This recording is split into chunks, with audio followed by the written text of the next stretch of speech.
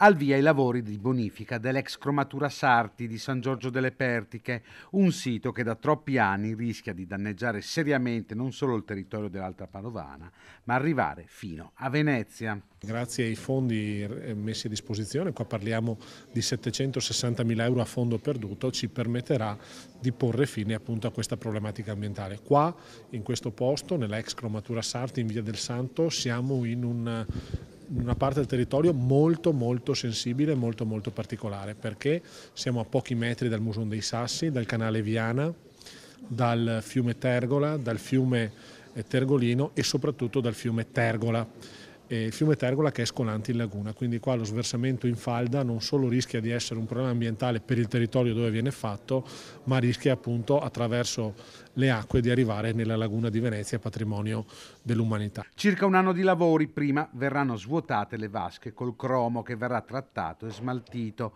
poi verrà liberato lo stabile.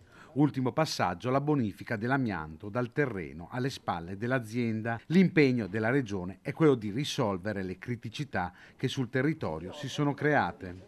Di situazioni come queste ce ne sono un centinaio in Veneto. Io quando sono arrivato mi sono posto la questione perché quando succede questo, siccome la legge dice che chi inquina paga, ma se poi l'azienda fallisce è incapiente, quindi non paga e quindi va tutto a carico del comune che ospita sul suo territorio quell'azienda.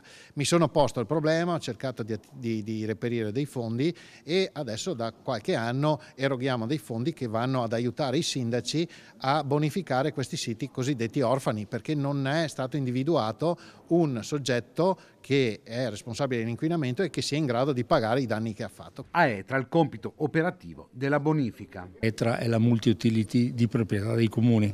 Noi siamo una SPA ma siamo partecipati totalmente dai 70 comuni soci e quindi ecco, mi sembrava naturale porci in questa posizione di collaborazione nei confronti dell'amministrazione comunale. Noi siamo anche attrezzati, non è la prima volta che facciamo bonifiche di questo tipo e quindi credo che il lavoro che andremo a fare sarà un buon lavoro e soprattutto devo ringraziare la squadra di ETRA, dei miei tecnici che sono super bravi e super preparati in queste situazioni.